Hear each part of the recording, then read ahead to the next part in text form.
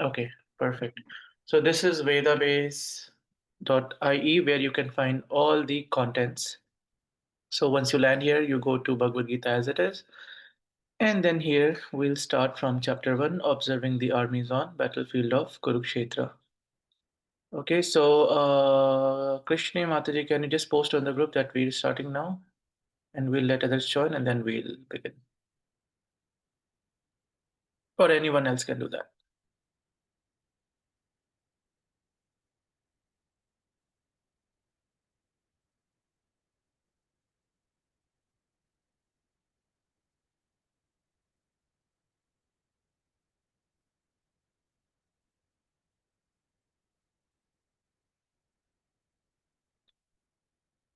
So that is the introduction. You can go back and read this after the class if you want. And here, Hemang, so you had asked one question, right? That how do we confirm that the Shabd Praman is authentic? So can you see the screen? Yes, I can. Yes. So here you see Evam Parampara Prapte.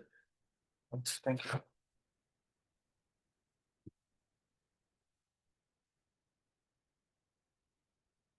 Wow. So Evam Parampara Prapta here in the Bhagavad-gītā 4.2, Krishna says, and this is the disciplic succession.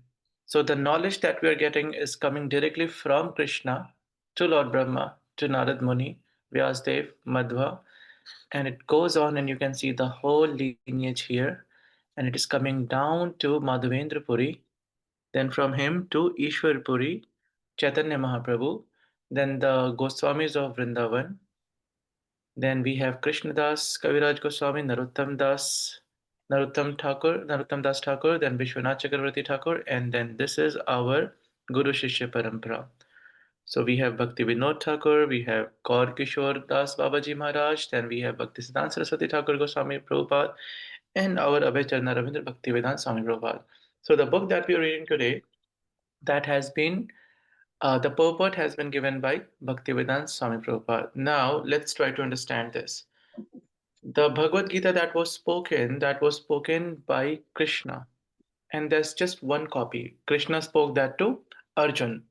But when we go to the market to buy Bhagavad Gita, you will find hundreds and probably more than 700 or 800 version of Bhagavad Gita. So how do we know which one is the authentic?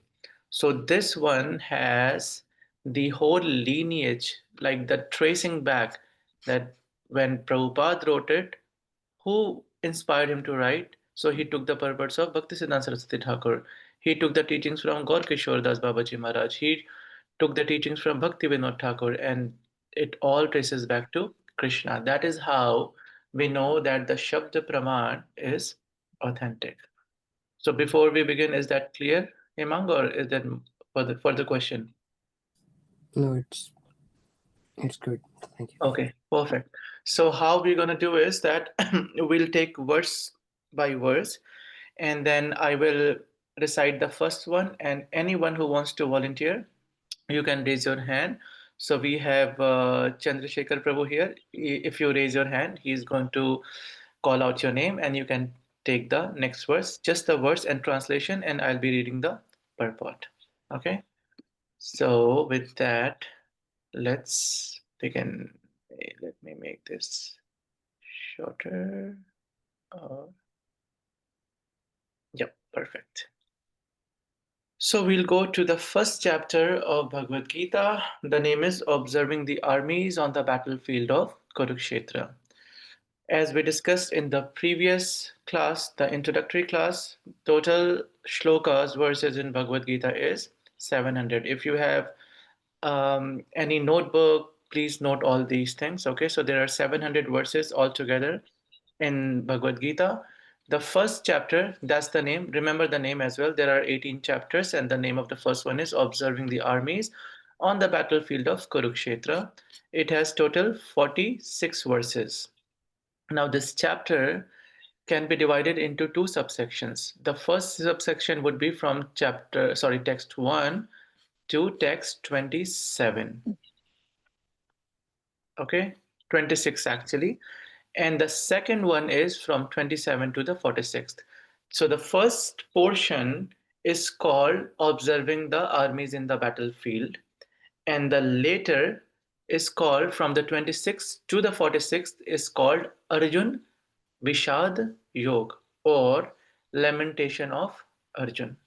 I see your hand raised, Vedis Prabhu. Any question or for the Yes, Prabhu, sorry. Everyone, we cannot see the whole screen you are sharing. We are seeing the video and the screen as well, so it's difficult to. oh, can Yes, you Prabhu.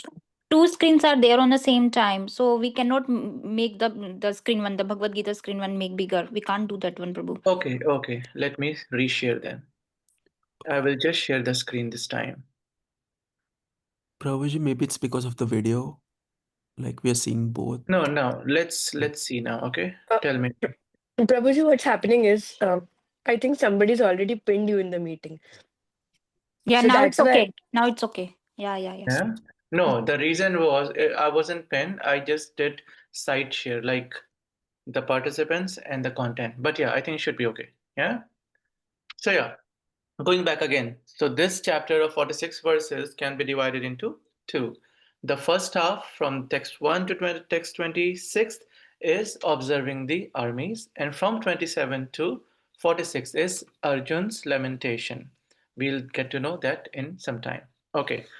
Now, in the previous introductory class, we discussed about the first verse, the background, what happened exactly, and then how this Bhagavad Gita began. When Bhishma Pitama was down in the war, Dhritarashtra, he comes and then he calls Sanjaya. And Sanjay is the disciple of Vedvyas and he is Trikaldarshi. He can see anything in past, present, and future. And then Sanjay starts narrating this Bhagavad Gita to Dhritarashtra. But for the people who couldn't join last time, we'll just give you a bit of a background. We all know the story that there were brothers by the name Pandu, Dhritarashtra, and who was the third one? Who can tell? Vidur. Thank you, Vidur. Now, as per the custom, the eldest son should sit on the throne. So, this is a royal family. They are the king of the entire world, Chakravarti Samrat. So, Pandu was the king, but then he died. There was a curse because of which he had to quit his body. Now, the next in line, his younger brother is Dhritarashtra.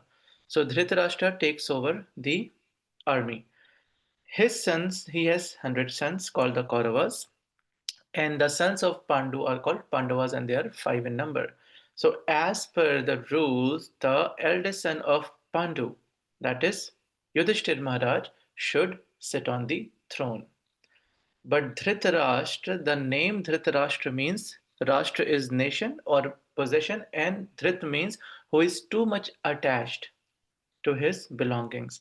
That is the name, that is the meaning of the name Dhritarashtra. So this Dhritarashtra, he was blind materially, like physically he could not see, but he was blind spiritually as well. So he was too much attached to this. And throughout Mahabharat, if we read or hear Mahabharat, we will see that Dhritarashtra never spoke.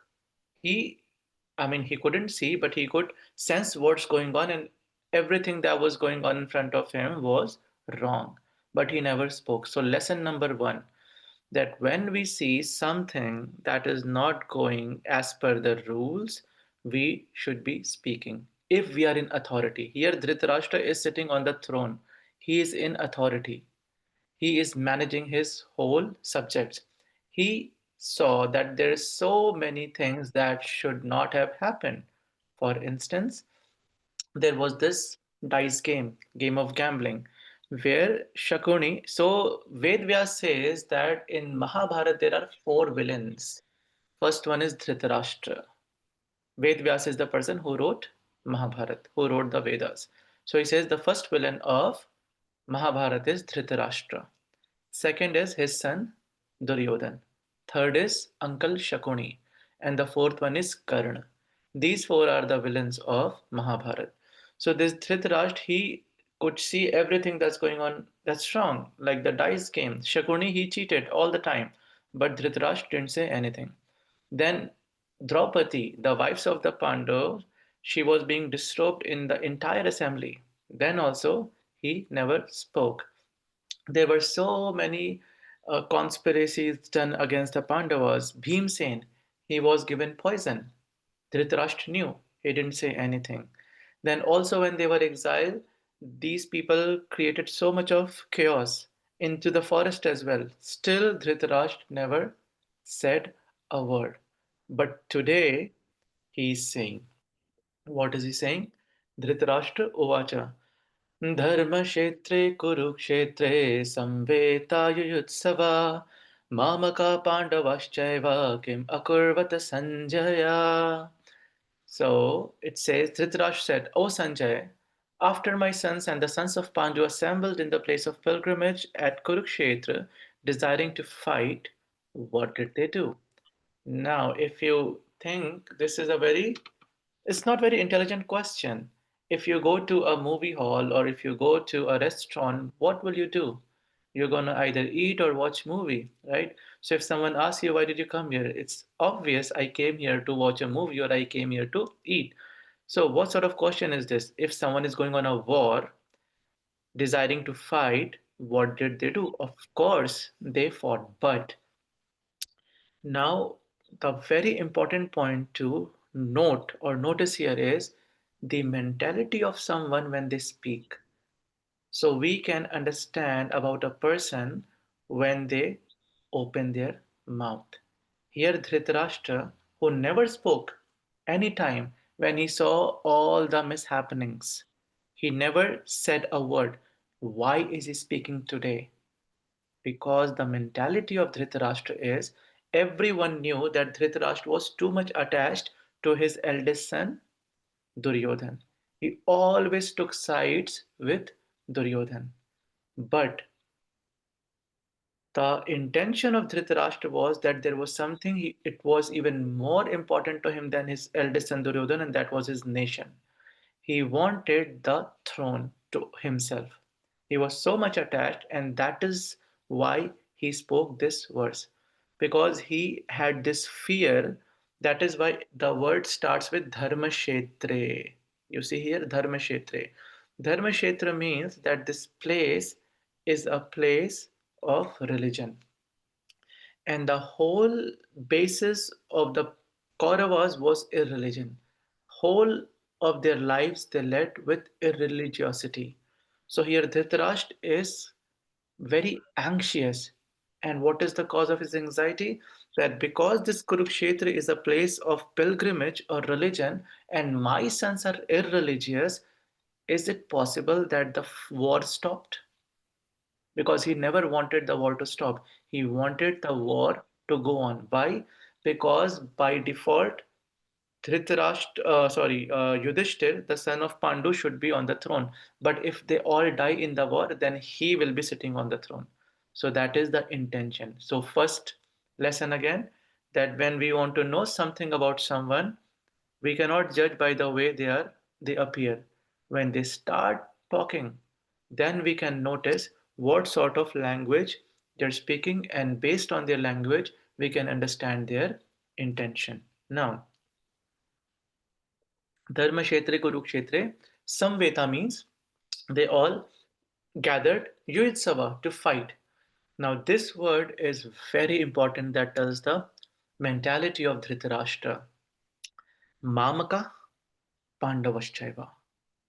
My sons and the sons of Pandu, what did they do, O Sanjay? Technically, after the elder brother passes, let's say you have an uncle, you are a big family.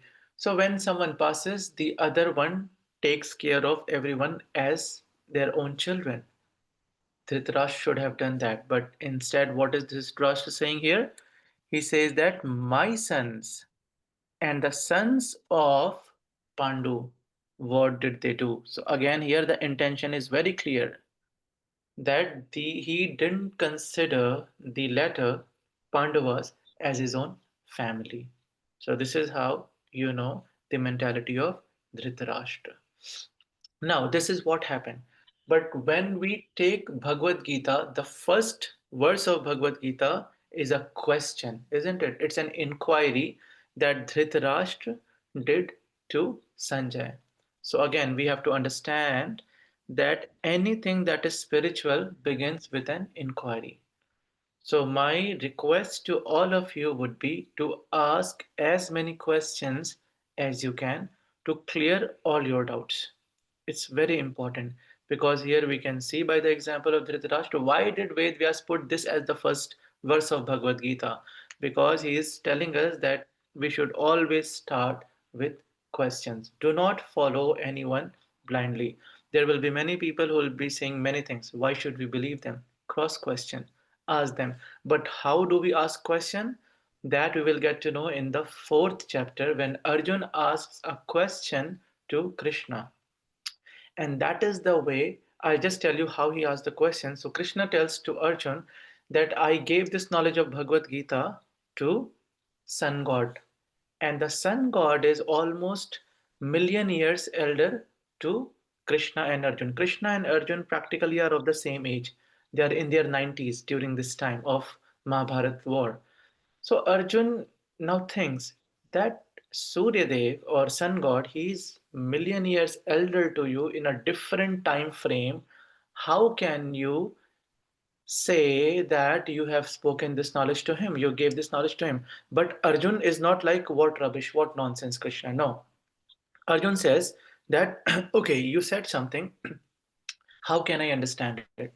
Because we are practically the same age, he's so much elder to you, and you say that you spoke to him. So this is how we can put forward the question very respectfully and in a matter that, okay, you are senior, you are saying something, there must be some logic to it rather than cutting it that no, this is nonsense, I don't agree, I don't believe. No, how can I understand that? So this is the right way of inquiring. Okay, so with that, we will go ahead with the second verse here. So the second verse, because Dhritarashtra asked a question to Sanjay, now Sanjay is talking back to Dhritarashtra and he says, Sanjay Uvacha Drishtva tu Pandavanikam Vyudam Duryodhanastada Acharyam Upasangamya Raja Vachanam Abravit. So what is he saying? Sanjay said, O king, after looking over the army arranged in military formation by the sons of Pandu, King Duryodhan went to his teacher and spoke the following words. So here Sanjay now starts narrating what happened at the very first day of this war. So Duryodhan, the son of Dhritarashtra, he goes and he starts observing the army, and that is why the name is Observing the Army on the Battlefield. So the third verse now. Has anyone raised their hand? Chandrasekhar Prabhu? No, Prabhuji. So You you can start with this one. पश्येतां पाण्डुपुत्राणाम् आचार्या महतीं च मूं व्यूढं द्रुपदपुत्रेण तव शिष्येन धीमता.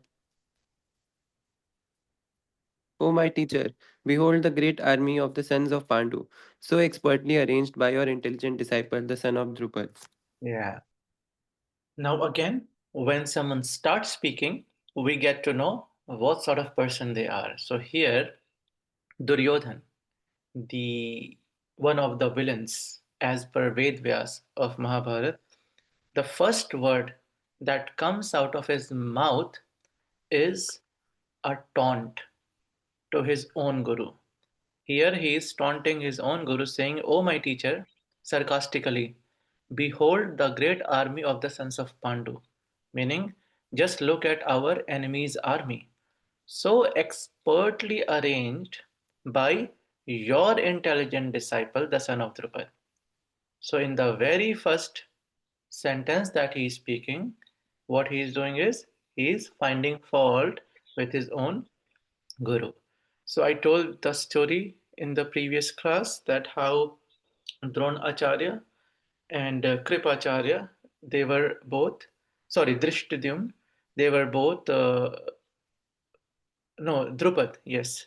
Drupad and Dronacharya, they were friends in their childhood, and there was a pact, and then something happened, and they both became enemies. And out of anger, Drupad, he did a yagya, and there were twins that were born. That was Drishtadyumna and Draupadi. And the intent was that my son is going to kill Dronacharya.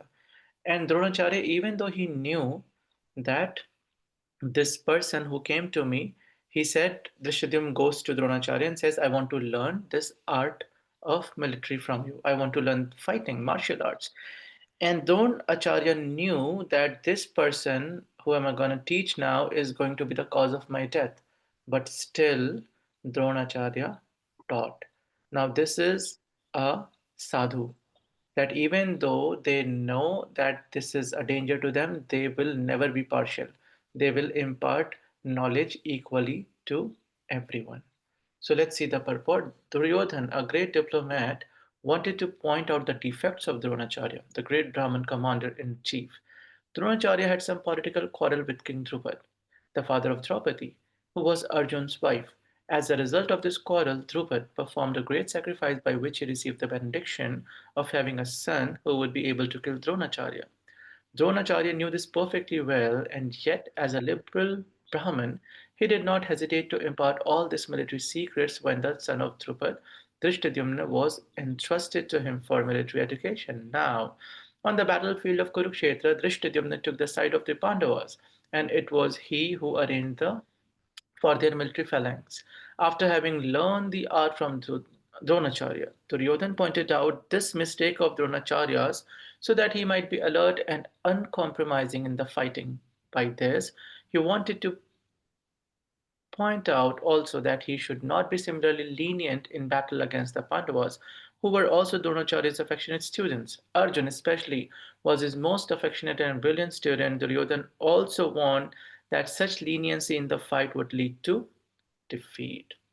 So when Duryodhan he sees the army, as I told that this army was very scientifically arranged.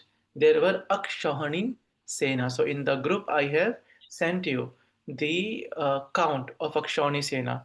So can someone just read out Vedas Prabhu? How many horses and elephants and chariots are there? Yes, Prabhu. Hare Krishna. Hare An Krishna. Akshoni army consists of 21,870 chariots, 21,870 elephants, 65,610 horses, and 109,350 infantry soldiers. This ancient battle formation is described in the Mahabharata and represents a standard military unit with the Kaurava army in the Kurukshetra war compromising 11 Akshatyunis and the Pandava army had 7. Yes. Now, if we see 7, so I have just done the calculation, it will come somewhere around 1.5 million, 1.53 million to be exact. That is Pandavas. And then more of the Kauravas. Now, one interesting fact is that this was a world war. In the previous Yuga, this is somewhere 5,200 years back. So this was a world war. So all the countries of the world they took part in this battle. So Krishna and both the armies they approached the king of Udupi and they asked that which party are you going to side with? So the king of Udupi said that because you are both brothers, I am not going to side with any of you. So then Krishna said, okay, would you like to do any seva? He said, of course, I would like to take up a seva. What is that? I want to feed everyone because when they will be tired after the war, someone needs to feed them. So I will cook for all of them. So Krishna said, very well. Now, the brilliancy of King of Udupi was that every day there was 18 days this war lasted and the food never fell short, neither is it was too much. It was perfect, the amount of food that was cooked. So he was asked, how did he manage to do that? Because even if in our house, if our mother or someone cooks the food, it is either too much, there are remnants, or it's maybe sometimes it falls short. So how could he do for such millions and millions of people? Let's say around 3 million people or more than that. Let's say 4 million people took part in the war. How did he cook for 4 million people accurately every single day? So he said that what he used to do was at the end of every day's war, he would put some peanuts, moongfali, outside the room of Krishna, and Krishna would eat them, and next day he would come, and the number of peanuts Krishna would eat, he would understand that I have to multiply those with 1,000. Let's say he put 100 peanuts and Krishna ate 40. So he would know that 40,000 soldiers are gonna die today in the war. So he would cook for 40,000 soldiers less. So every day this happened, and that is how he would know that this is the number of people I need to cook for. So that's just one thing. But coming back to the Akshani Sena, so this Akshani Sena was so perfectly arranged. Arjuna's team, they had 7 Pandavas and Kauravas had 11. But when Duryodhan sees, he could not believe that they are 4 short. He saw that it looks like they have more than us. Why? Because Drishtadyumna has so perfectly arranged it, and that is why he was so mad at his own guru that what a great mistake you did. You taught our enemy, and because of that he has arranged it so perfectly. So this is how you know when one person starts speaking. Yes, who's gonna read the next one? Yes, Krishni Mataji. Hare Krishna. अत्र शूरा महेश्वासा भीमार्जुनसमायुधि युयुधानो विराटश्च द्रुपदश्च महारथ. Translation. Here in this army are many heroic bowmen, equal in fighting to Bhim and Arjun, great fighters like Yuyudhan, Virat, and Drupad. Yeah. So now we also discussed this, the SWOT analysis, strength, weakness, opportunity, and threat. So here Duryodhan, he starts because he is a politician, so he started pointing out who are the people they need to be worried about.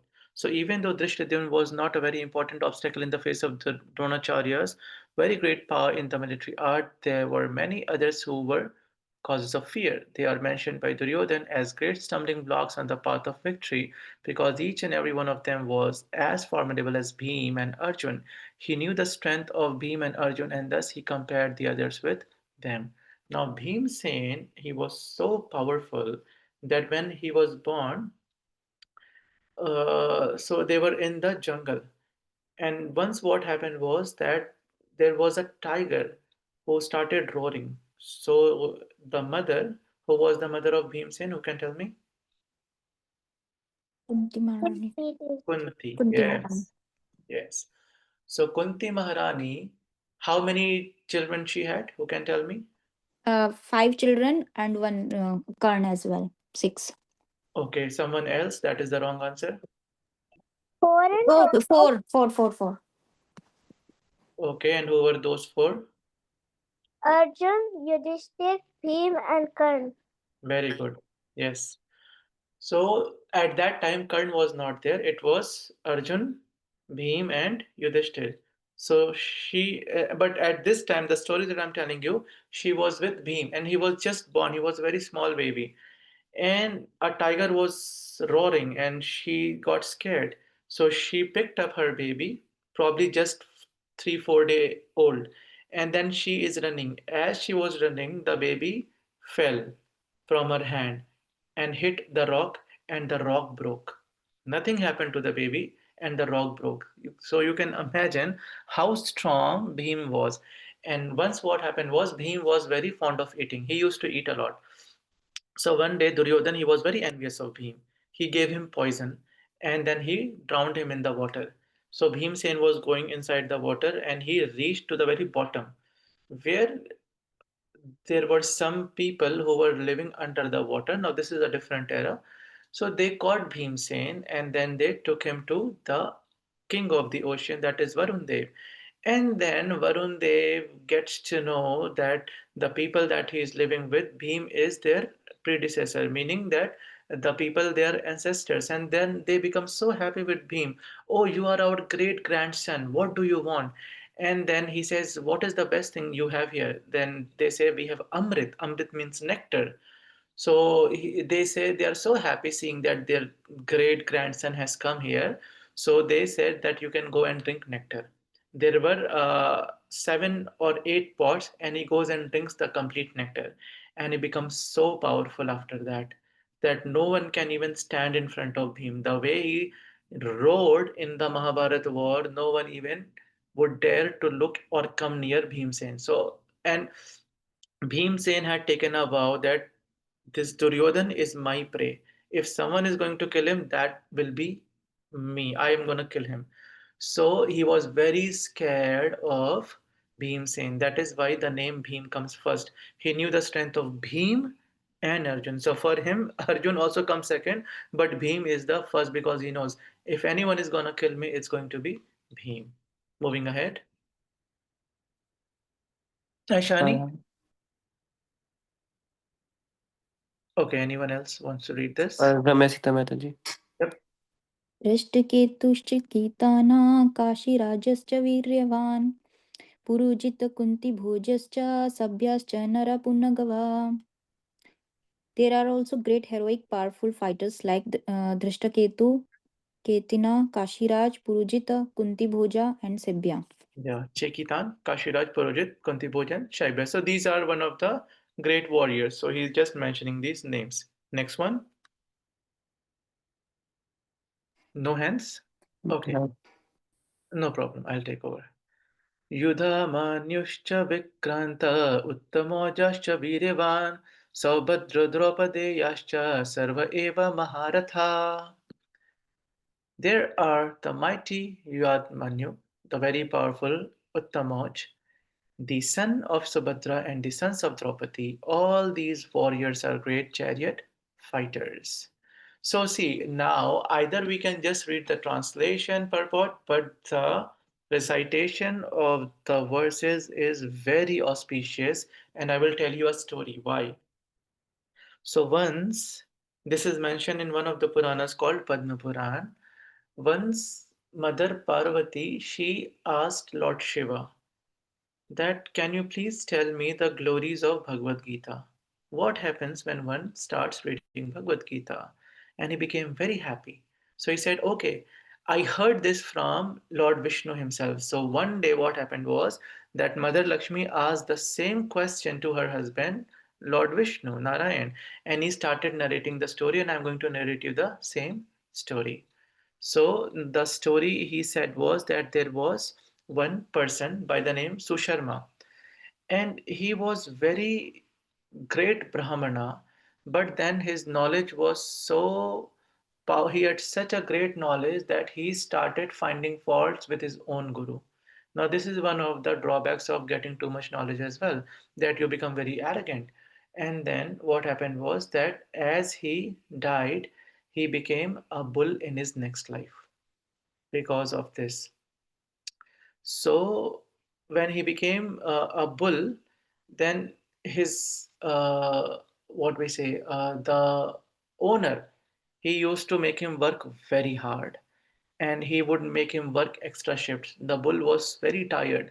So once what happened was that he was going on this slope in a village, and all of a sudden he could not take it anymore, this bull, and he quit his body. He died.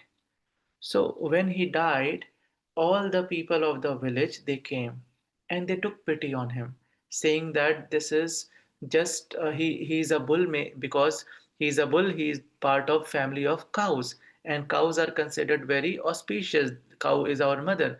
So they all said that if we did anything good, may our good karma come on him. And then he goes to Yamraj.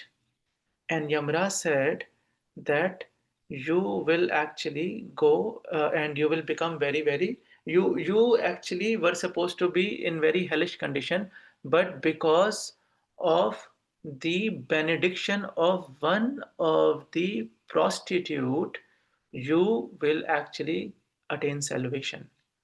So he was very curious to know that the whole village came and the whole village blessed me while I was dying. How is it that because of one prostitute I'm getting salvation? So he said, can I go and check with her? What did she do? So Yamra says, fine, you can go and check with her. So he goes to the prostitute and he says, Mother, this is my past life, this is my story, and because of you, I am getting salvation. So what do you do exactly? So she said, see, you know, I'm a prostitute, so my line of work is not very auspicious. But there is a parrot, and this parrot, he recites something every day, some Sanskrit verses he says. And he has recited that so many times that even I memorized those verses.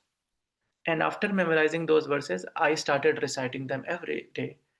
And when you were dying, I said that because I recited these verses, if there is any positivity or auspiciousness in these verses, may you get all the mercy.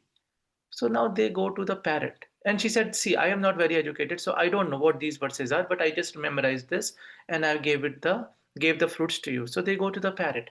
And then they say that what are these verses that you recite? So then he says that, you know what? I am a parrot. So I used to be in a Gurukul.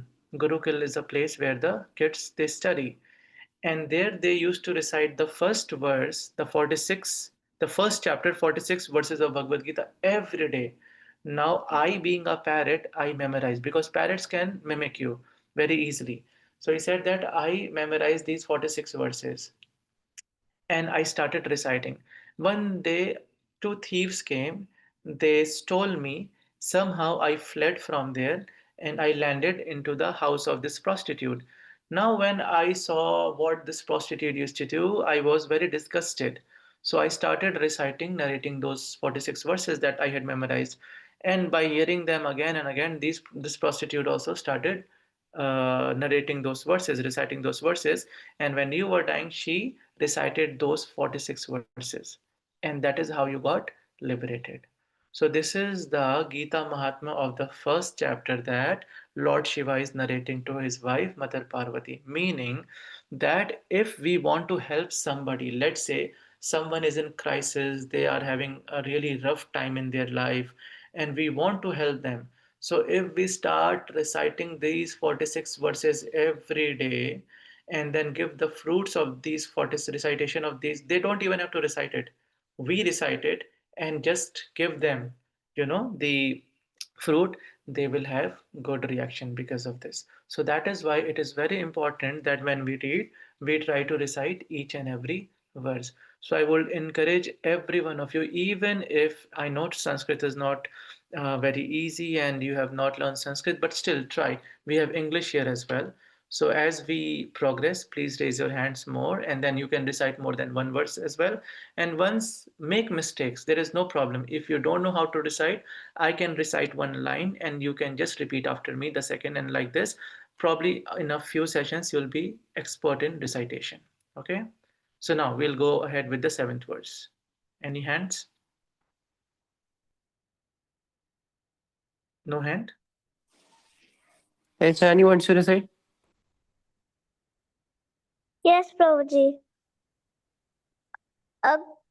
Aksmakan tu visitiye tannibodadvijotama nayakama sannyasa samgnartam tam tan bravimim te. Very good. Thank you. And the translation? But for your information, O best of the Brahmanas, let me tell you about the captains who are especially qualified to lead my military force. Yes. So now he thinks that I have glorified the other party too much. Maybe they will be too scared. So now he wanted to balance out. So he says, now let us hear about our end. Yes, who's gonna recite this one? I can do, Prabhu. Yes, Hare please. Krishna. Hare Krishna.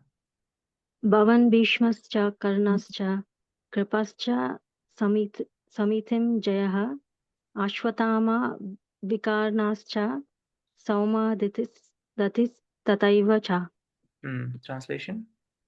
There are personalities like you, Bhishma, Karna, Kripa, Ashwatthama, Vikarna, and the son of Somadatta, called sorry, I'm not Bhurishrava.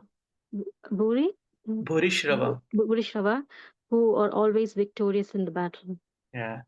So Duryodhan mentions the exceptional heroes in the battle, all of whom are ever victorious. Vikarna is the brother of Duryodhan. Ashwatthama is the son of Dronacharya, and Saumadatti or Bhurishrava is the son of king of the Bahilikas. Karna is the half brother of Arjun, as he was born of Kunti before her marriage with King Pandu. Kripacharya's twin sister married Dronacharya. So now he started saying there are great personalities like you, Bhishma, Karna. As I discussed before as well in the temple, that Karna was not in the battlefield, but Karna was always in the heart of Duryodhan because he knew that if anyone in this world can fight with Arjun, that is going to be Karna. And then we have Kripacharya, we have Ashwatthama, we have Vikarna. So these are all very great warriors. So he's just calling out these names to give happiness to his party. Yes, next one. Truly, Great, I'll convince. great answer, Prabhu. अन्य च बहवः शूरा मद अर्थे त्वक्ता जीवता नानाशास्त्र प्रहारण्य सर्वे युद्ध विशारदा. Translation: there are many other heroes who are prepared to lay down their lives for my sake. All of them are well equipped with different kinds of weapons, and all are experienced in military. Hmm. So here what happened was, now again, the second lesson here is when we speak, always try to speak positively, because here what happened was he said there are many other heroes who are prepared to lay down their lives for my sake, meaning there are many people who will die for me. So at that time, two times Mother Saraswati comes and sits on the tongue of Duryodhan. This is the first time. When he says this, that many people will die for me, she ensures that yes, they are going to die for you. So that is why when we speak, Bhagavad Gita is teaching us through this verse that always speak positive, even for your enemies. Because if you speak something bad, and if that happens, you will be in guilt throughout your life. So as far as others are concerned, like Jayadratha, he was killed. We all know the story that he was the person who killed Arjun's son. Who was Arjun's son who was killed in the battle? Abhimanyu. Abhimanyu, yes. So Jayadratha killed Abhimanyu, and then Jayadratha was killed by Arjun, Kritvarma, and Shalya. Shalya was very powerful actually. But what happened was that Shalya actually wanted to fight with the Pandavas. So he was coming on the way to meet with the Pandavas. But Duryodhan was very, very crooked. He knew. So what happened was before Shalya could reach the Pandavas, in between he met Shalya, who Duryodhan, and he took him to his house, and he did a grand welcome of Shalya, and he treated him so nicely that Shalya refused.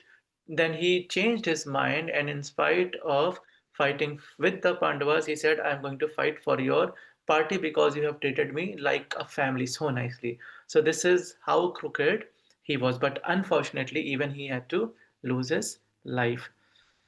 So they're all determined to lay down their lives for Duryodhan's sake. In other words, it is already concluded that all of them would die in the battle of Kurukshetra for joining the party of the simple Duryodhan. Duryodhan was, of course, confident of his victory on the account of the above mentioned combined strength of his friends. Yes. Next one. Hare Krishna. Prabhuji, I can't read your name. It's in different language, but you can recite. Ankit, sorry. Okay, Ankit. Thank you. Hare Krishna. अपर्याप्त तद्दस्माक बलम. Okay, Prabhuji, Ankit Prabhu, I will read Sorry, one sorry. line. I will Sure, read sorry. one line. Yeah, yeah. And then you repeat after me, okay? Sure, sure. So, अपर्याप्तं तद् अस्माकं अपर्याप्तं तदस्माकं बलं भीष्माभिरक्षितम् बलं भीष्माभिरक्षितं पर्याप्तं त्विदमेतेषाम् पर्याप्तं त्विदमेतेषां बलं भीमाभिरक्षितम्. बलं भीमाभिरक्षितं. And please read the translation as well, Prabhu. Translation: our strength is immeasurable, and we are perfectly protected by grandfather Bhishma, whereas The strength of Pandavas, carefully protected by Bhima, is limited. Now here again, Saraswati, Mother Saraswati, she comes on the tongue and then she changes the verse. So in the previous yugas, what happened was, let's say if Krishna comes in front of me. Now I am illiterate, I don't know Sanskrit, isn't it? How am I going to glorify Krishna? So then I would pray, and in my language, it could be English, Hindi, or my local dialect, I will speak something. And what will happen is that Mother Saraswati, she will translate like we do Google translation. So Mother Saraswati, she translates that into the language that Krishna is going to hear, probably Sanskrit or Braj Bhasha. And let's say if I say I love you Krishna, she will translate that into Braj Bhasha or Sanskrit, and she will go and relay that to Krishna. So this is how it used to happen. So here what happens is that he is saying, who? Duryodhan is saying, our strength is immeasurable. Aparyaptam tat asmakam balam bhishmabhi rakshitam. Now, paryapt means that it is sufficient. But there are two meanings now. Aparyaptam means immeasurable. Okay? But what happened was that Mother Saraswati, she changed the meaning, and aparyaptam now became insufficient. Paryapt means sufficient, and aparyapt means insufficient. So he wanted to say immeasurable, that our strength is immeasurable and we are perfectly protected by grandfather Bhishma, whereas the strength of the Pandavas carefully protected by Bhima is paryapt or limited. But she flipped the words, and now it became that our strength is insufficient and we are perfectly protected by grandfather Bhishma, whereas the strength of the Pandavas carefully protected by Bhim is sufficient. So you see how she flipped everything. So that means that again Bhishma Pitama is going to die, whereas Bhim is going to become victorious. So he was so obsessed with Bhim because I told you that when Draupadi was being disrobed, so this evil person, Duryodhan, he gestured, saying that bring her and she can sit on my lap. So Bhimsen became so angry that he said, I am going to break your lap, you know, and he declared that no one should touch this Duryodhan. If anyone is going to kill him, it's going to be I. So that is why he is so obsessed with Bhimsen that again and again he is calling out to Bhim. Okay, 11th verse. Yes, Krishna Mataji. अन्येषु च सर्वेषु यथा भागवमस्थिता भीष्ममेवाभिरक्षन्तु भवन्तः सर्व एव हि. Translation: all of you must now give full support to Grandfather Bhishma as you stand at your respective strategic points of entrance into the phalanx of army. Now this is a politician. He has glorified Bhishma Dev, saying that he is immeasurable, his strength is immeasurable in the previous verse. But now, like a politician, what Duryodhan is saying, now he thinks that maybe I over glorified, and others might think that they are less in strength. So now he is saying that okay, he might be very strong, Bhishma Pitama, but he's old. At this time, the age of Bhishma Pitama is almost 450-year-old. So, in a diplomatic way, he is saying that you all must give support to Bhishma Dev, meaning you are also important. You need to give support to Bhishma Pitama. So, this is the diplomacy of Duryodhan. 12th. Yes, Ramya Sita Mataji. Okay. तस्य सञ्जानहर्षं कुरु वृद्धा पितमः सिंहानदं विन्ध्याख्यो शङ्खं दधामौ प्रत्पावना. Translation: Then Bhisma, the great valiant grandsire of the Kuru dynasty, the grandfather of the fighters, blew his conch shell very loudly, making a sound like a roar of a lion, giving Duryodhan joy. The grandsire of the Kuru dynasty could understand the inner meaning of the heart of his grandson Duryodhan. And out of his natural compassion for him, he tried to cheer him by blowing his conch shell very loudly, befitting his position as a lion. Indirectly, by the symbolism of the conch shell, he informed his depressed grandson Duryodhan that he had no chance of victory in the battle because the Supreme Lord Krishna was on the other side, but still it was his duty to conduct the fight and no pains would be spared in that connection. Now, Bhishma Pitama has come to fight. He is not for the pep talk given by Duryodhan. So he is not very much into it. That what nonsense you're speaking. We have come here to fight. Let's fight. Okay. So as Duryodhan was saying all these diplomatic things, he just takes his conch shell and he blows, saying, giving a signal to everyone, let's begin this war. Let us fight. We have assembled here to fight. Okay. So now this is the last one that we will do, and then we'll take the next one from the next session. Anyone who wants to recite this? Okay. तथा शङ्कश्च भ्रेयश्च प्रणवानकगोमुखा सहसैवाभ्यहन्यन्त स शब्दस्तु मुलोऽभवत्. After that, the conch shells, drums, bugles, trumpets, and horns were all suddenly sounded, and the combined sound was tumultuous. So, after Bhishma Pitama, he blows his shankh. He does shankhanad.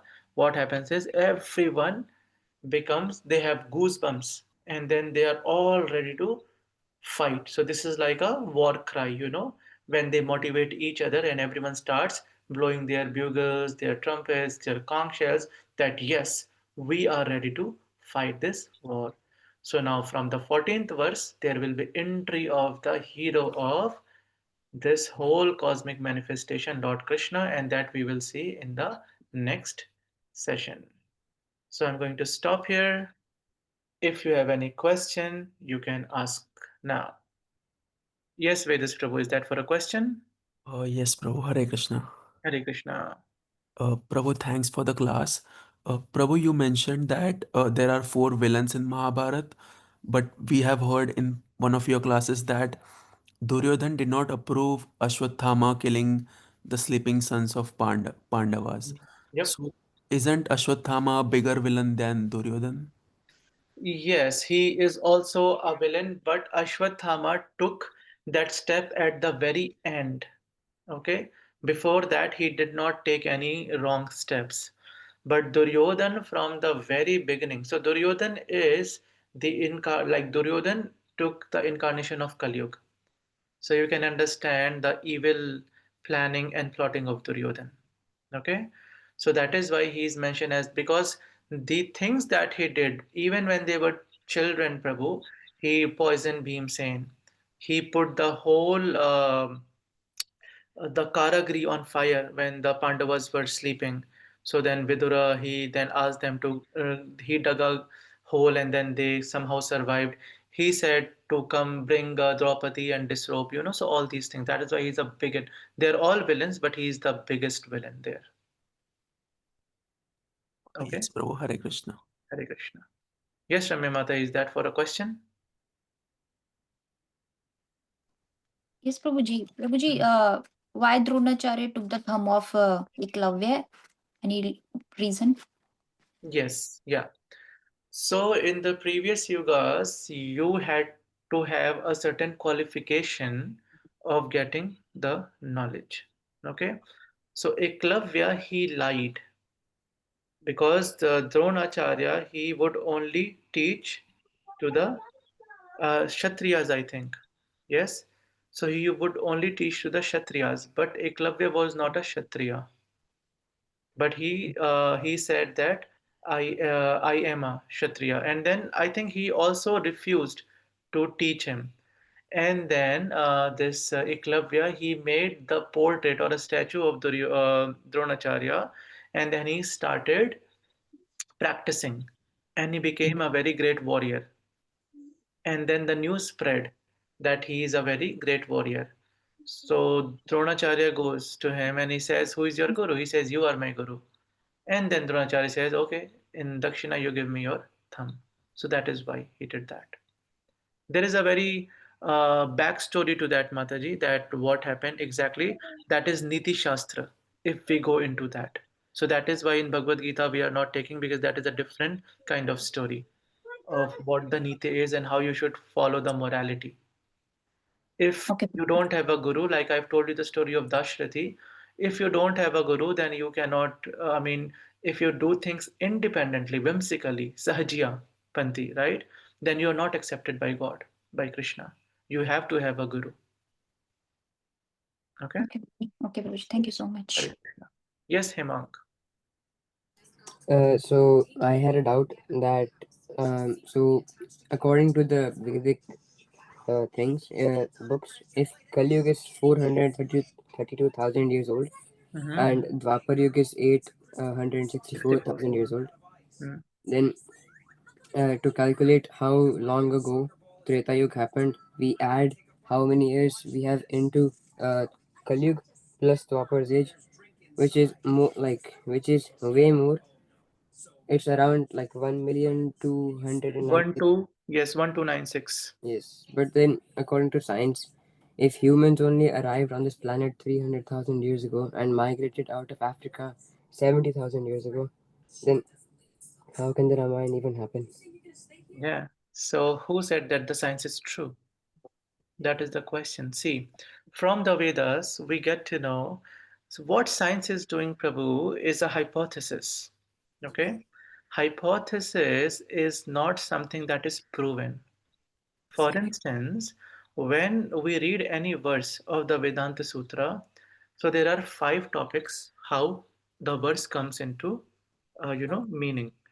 The first thing is hypothesis, that is called Vishay.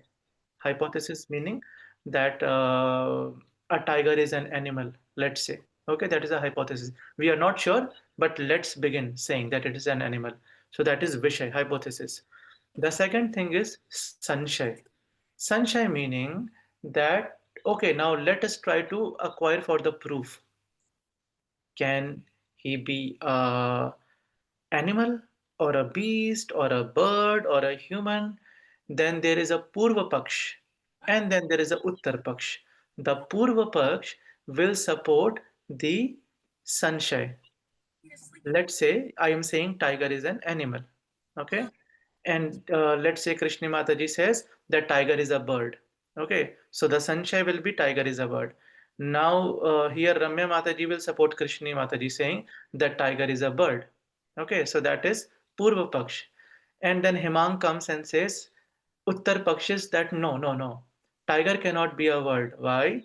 He cannot be a bird because he cannot fly and he has 4 legs. And as per the rules, the animals are supposed to have 4 legs and eat with their mouths, and the way that they live. And then finally, it will be judged on these 4 factors: hypothesis, sunshine, Purva Paksh, Uttar Paksh, and finally comes the Nirnay. Nirnay means result. And the result will be that we consider everything, we read all the rule books, and then finally come to the conclusion that tiger is an animal, 4-legged animals. So this is how, Prabhu, all the Vedanta sutras are made. Whereas if we read science, in science they only have hypothesis. The first step that we spoke about, that everything came from a Big Bang, the Big Bang theory. So it is just a hypothesis. There is no nirnay. There is no result. There is no Uttar Paksh. There is no Purva Paksh to that. So that is why that is just a theory that has been going out. And because that is not proven, some people think that that is ultimate. But no, that is not a proven theory. So when you say that the science said that people came 3,000 years back, that is not proven. That is just a hypothesis. Whereas what we are reading today, the Bhakti, this is called Vedanta Sutras, like Bhagavatam, we'll get into that while later. So that is the Vedanta Sutra, meaning that it has come out of these 5 factors. And that is why that is a proper Shabda Pramana. Okay, Prabhu? So that is why when we read Ramayana, when we read Mahabharata, and not only Ramayana, so you are only speaking about Treta Yuga, there is beyond that, that is Satyug. And in Satyug, Narsimhadev came. And you can also go today and where is that place? Hampi, Karnataka. You can find all those places, which is mentioned in the Shastras, and that was 1.728 million years back. 17,28,000 years back, Satyug came in place, where Prahlad Maharaj came and the whole Narsimha pastime took place, where Hiranyakashipu was killed. And if you have seen the movie, you have seen that there is this Rakta pond, isn't it? Where Narsimha Dev he washed his hands after killing Hiranyakashipu, and we can see all those places. So that is one thing, and we will read all this in detail from Srimad Bhagavatam 5th canto, that this Satyug, Treta Yug, Dwapar Yug, and Kali Yug did not only happen once. Time is cyclic. After Kali Yuga, again there will be Satyug, Treta, Dwapar, Kali Yuga, Satyug, Treta, Dwapar, Kali Yuga. And this is not happening in this one universe. There are millions and trillions of universes, and simultaneously the time is going on in circles. So, as we speak right now, in some different galaxy, Lord Krishna is doing the Mahabharat war. And in a third galaxy, Ramchandra is killing Ravan. And in a fourth galaxy, Narasimha Dev is killing Hiranyakashipu. So everything is happening because it is circular. Time is not linear. Okay, so we will get to that once we progress. Okay. Yes, but good question. Yeah, any other question? Like right now you said that science is based on a hypothesis, but uh, anything in science is not accepted unless it's proven. Mm-hmm. And like the Big Bang theory, it has been proven. That's why so many scientists believe in it. Also, the thing I mentioned before, humans came 300,000 years ago, which is also not an hypothesis. It also has many proofs, like fossils, carbon dating, DNA evidence, stone tools, Mm-hmm. and other fossils. And for Big Bang, the proofs are the universe is still expanding right now. So it's logical to think that at one point it must be at one point and then it started to expand. Mm-hmm. Then the cosmic microwave background, also known as CMB, Mm-hmm. left over a glow of the Big Bang, discovered in 1965. So, and galaxy patterns, which are structures in space, match computer models starting from the Big Bang. So if the Big Bang is invalid, then how can these proofs be valid? Yeah. So tell me one thing, that what is the theory of Big Bang? Can you tell me the theory?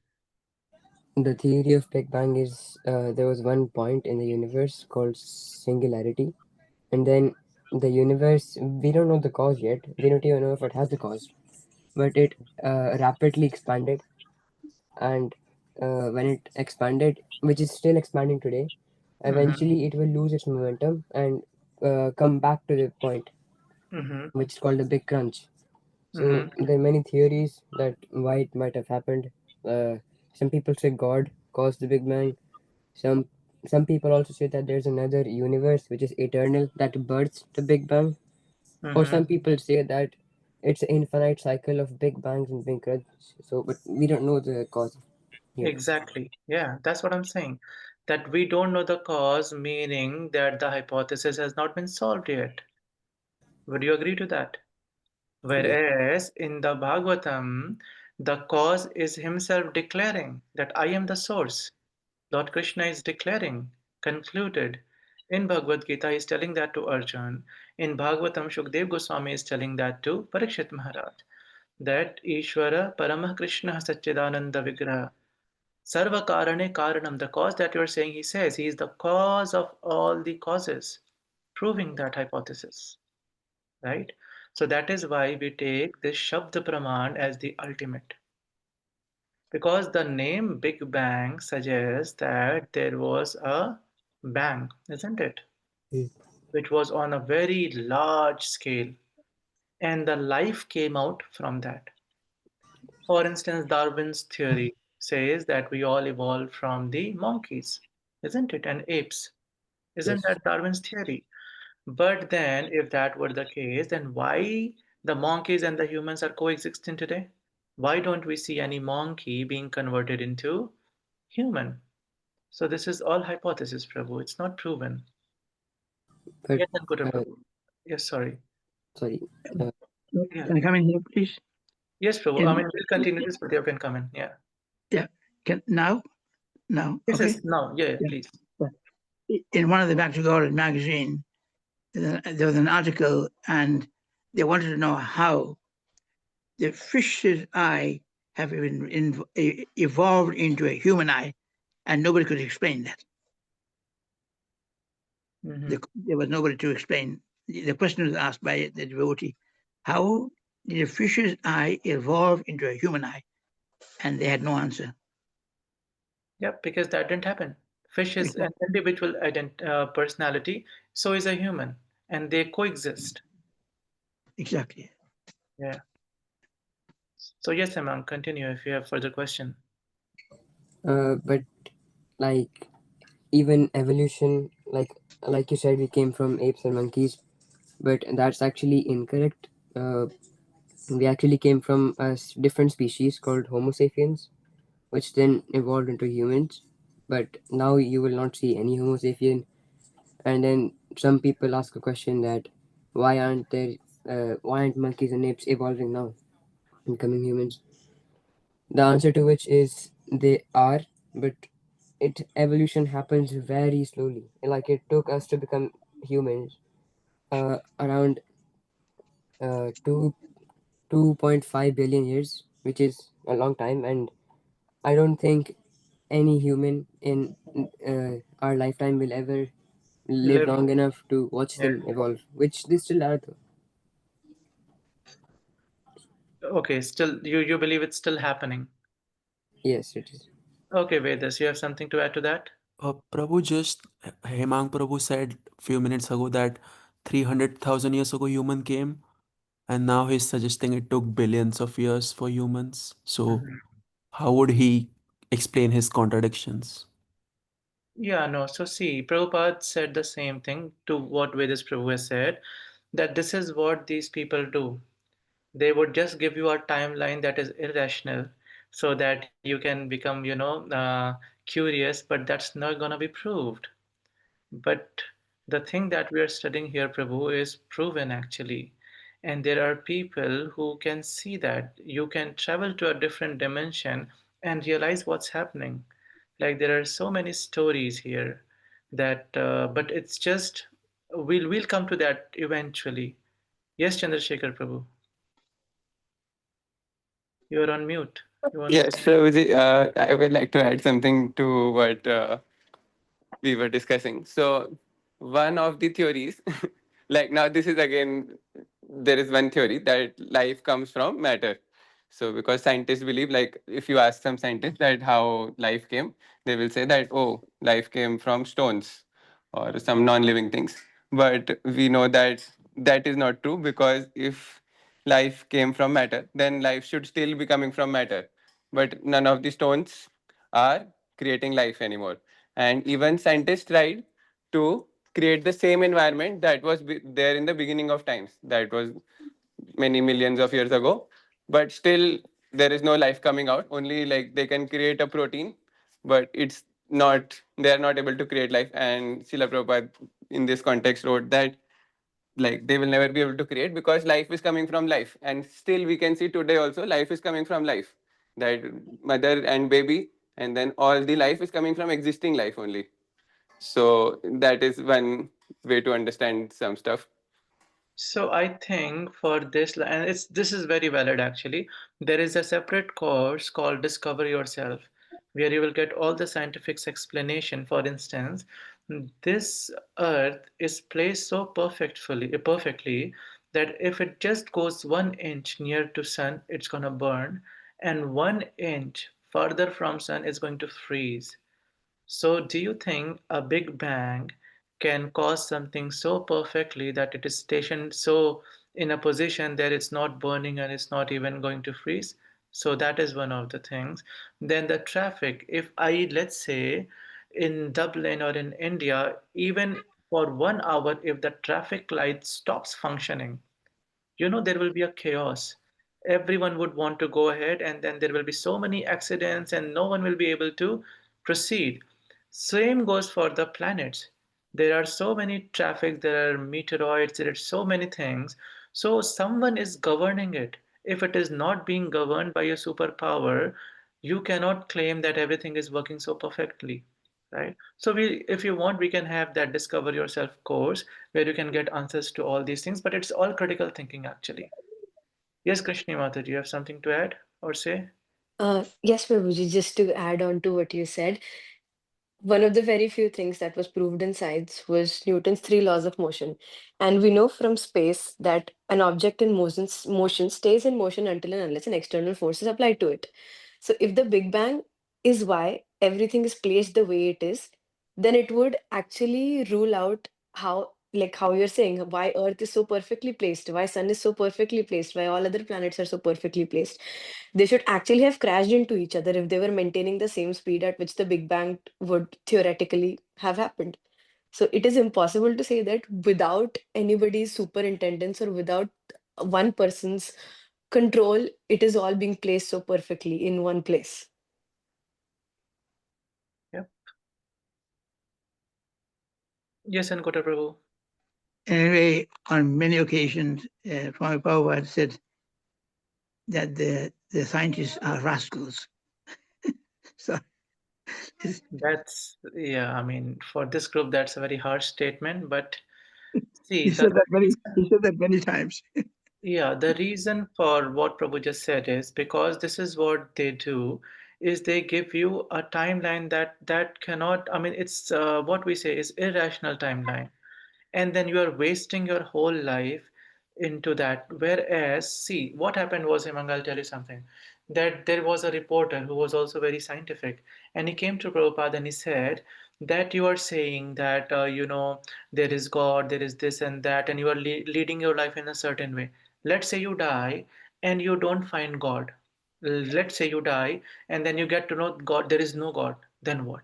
So Prabhupada said, even if I get to know there is no God, I lived a very decent life. I did not kill animals and eat them. I woke up, I did all my chores, and I helped everyone. I did for the society, I did for myself so much thing. But now I'll flip the question. Let's say you die and you get to know there is God. Now what will you do? Right? You led a sinful life. You are drinking alcohol, you are taking drugs, you are doing all kind of nonsensical things because you say there is no God, it's just science, science, science. Okay, fine. You die and there is God. Now what? You have to go to hell then, right? So that is why either we can, this is all very good question like that. It's very intelligent question, and question means mark of intelligence that yes, we are progressing. But then we have to see, we have to be having this critical thinking that do we have 2.5 billion years? We don't, right? We have a limited frame of life. There is 50 years. Let's say we're gonna live only for 50, 60, 70, whatever odd years there's out to be. So in that, what can we do to make our human life successful? Because all these things we have been doing for lifetime after lifetime, right? Yes. Ashani, you have to say something? Okay, I think she... Yes, Ramya Mataji, you raise your hand. I raised, but I didn't want to say, but I would say that, like, whatever the scientists they came, they said that Newton say gravitational force, which we called in Hindi Gurutwakarshan. It's already mentioned in our Shastras already. They read from there, then they invent the thing like that. So, like, the distance between the Earth and Sun is already mentioned in our Shastras. So, if you directly we believe on the science, it's already they copied from our Shastras. But our Shastras already like deified always, like nobody read that one, it's not fully believed like that, but it's already in our Shastras. I think they copied everything. And So Einstein believed in God. He said, yeah, Bhagavad-gītā he read as well. Yeah, he told that I wherever read. you go into science, you will believe that there is a superpower governing everything, and that is God. He used to read Bhagavad-gītā. Aristotle, and so there are so many scientists actually, they actually believed. And plastic surgery already did by our one of the saint, but later on the Yeah. he did the plastic surgery, but later on the plastic surgery, oh, he's the father of plastic surgery. Hippocrates, he said that I am the father of the medicine, but it's already our Dhanvantari is the father of medicines. So it's copied all the things. So if we waste our time, who did this one? But Like this is a good yoga, thing. Hmm. yoga is from India. Everyone knows yoga. But what happened is that our own people start ridiculing. saying you are backward, you are villagers, gawar ho tum log, yoga karte ho. Now the Westerners are doing yoga, and everyone is saying that yoga belongs to Western world. No, it belongs to India. You just copied it because it was not valued in India. Similarly, Prabhu, all these theories, they have come from our Shastras. Zero, right? It was Yeah. already there. Aryabhat just discovered it, and then someone else took the credit for it. I'll tell you, Ekadashi we do every 15 days, right? There was in 2010, too, I think there were German scientists who got German scientist. Nobel Prize for finding out that we should fast every 15 days. If we fast every 15 days, then our body will be perfect. Array, we have been doing this for ages, thousands and thousands of years. We have been doing Ekadashi Vrat. But because we are termed as third world country and our own people laugh and mock at us, that is why we give Nobel Prizes to someone else who is saying the same thing in a different way, you know. So the more Yeah. we read, the more we deep down go into all these things, we'll get to know that what the science is not separate from scriptures, it is the same. Science is coming out from the scriptures. It's just that we need someone to correlate these two things in a right manner, rather than saying that there is no God, God is dead, or this is all science, it's, and there is no superintendence, there is nothing. No, that is Yeah. wrong. Prabhuji, one joke I remember, one of the lecture I heard, somebody asked to Prabhupada, Prabhupada, which come first, sun or moon? Prabhupada said in a very frankly way, he said, first comes sun, then moon. How can you say this thing? Because first comes Sunday, then Monday. So everybody's laughing there. Okay, so I think we are over time, but yeah, Hemang, good. Keep coming with the questions. We'll try to answer as much as we can. And I'll tell you one thing. This is what my mentor told me like 16, 17 years back when I joined. I had similar questions like this. So he said, see, either you can go on with the question your whole life, okay, and you might or you might not get the answers, or you take up this chanting of Hare Krishna Mahamantra, this sound vibration. There is nothing to lose. You just keep going on with your question, try to find the answers.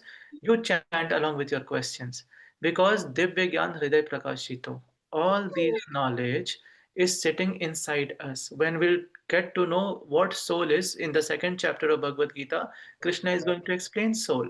So this soul is full of knowledge. We are discussing with one another. We all know the answers actually. I am just here so that you can realize that you know all the answers to all the questions, okay? Because we have forgotten because of this body. So we know all the answers to all the questions, but still, because of this illusion, this body, this Maya, we forgot that. So when we start chanting Hare Krishna Mahamantra along with these questions, what's going to happen is the Paramatma within the heart, he is going to then impart all this knowledge from within. And a time will come when we will get the answers to all the questions actually Yes. from within. Yeah. So I would recommend the same to everyone, what I was told 17 years back. And it was very difficult because I was skeptical that why, I mean, first I need the answers, then I will start the process. But he was very good to me. He would feed me, he would talk to me, he would give me hours and hours. So out of respect for my mentor, I said, okay, fine. I'll chant and I'll still have these questions. And then, life changed after that.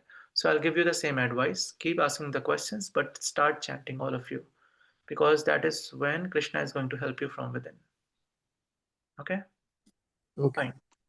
Yeah, thank you so much, Hemang. Keep asking questions, and others as well. Riyas, Sabri. So please ask questions as much as you can. Try to participate, and yes, we are on this journey together. So thank you everyone for joining. Vanchakalpatarubhascha kripasindhubhi eva cha patitanam pavanebhyo vaishnavebhyo namo namah. Ananta Koti Vaishnav Vrinda ki jai. Hare Krishna. Hare Krishna, Prabhuji. Yeah, Thank you. we'll Thank you. meet next Saturday now. Hare Krishna. Hare Krishna, Prabhuji. Thank you very much. Hare Hare Krishna. Bye. Bye. Thank you, Prabhu. Hare Krishna. Thank you Prabhu, बहुत मजा आया. Hari Bol.